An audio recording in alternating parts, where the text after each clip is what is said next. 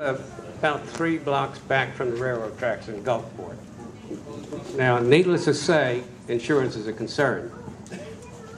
However, the bill before Congress, the Multi Perils bill, really, to me, nationalizes another part of homeowners insurance, like the flood insurance, which is nationalized now.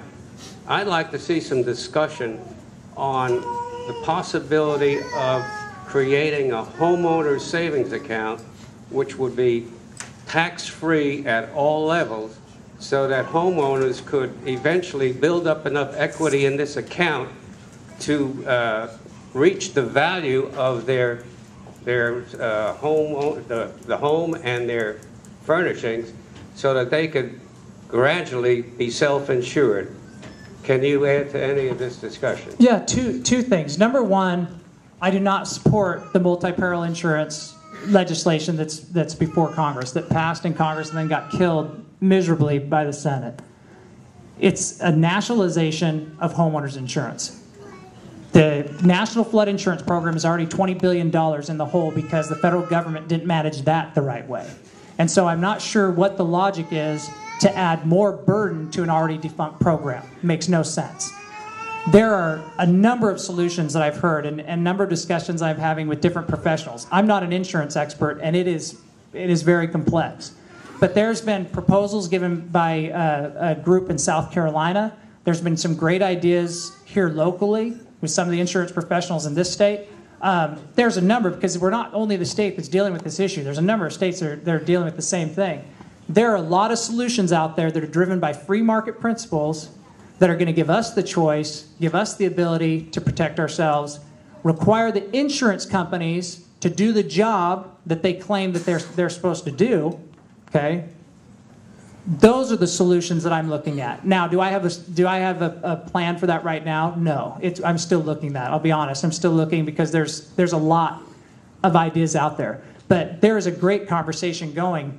It's just that we have politicians that have fixated on the easy route. Remember when I started talking tonight about an immediate need and we give up some of our freedom because we think we need it right now? That's exactly what this multi-peril insurance is.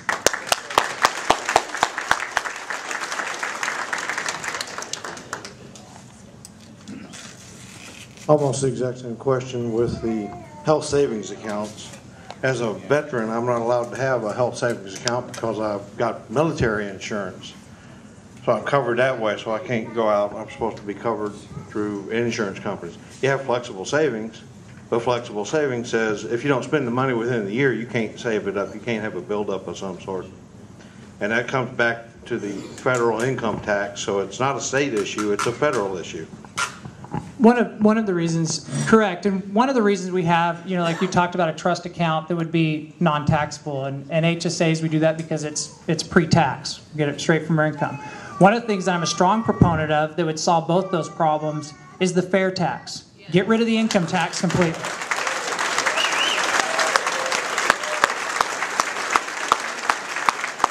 That would put more money in all of our pockets that we could say, I want to do a savings account for my health care.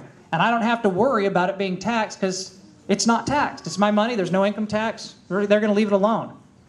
Same thing with a trust account for your homeowners policy. So fundamentally, a lot of the issues we're dealing with in this country are because of our current onerous, manipulated, just extremely corrupt income tax code. And we need to change it.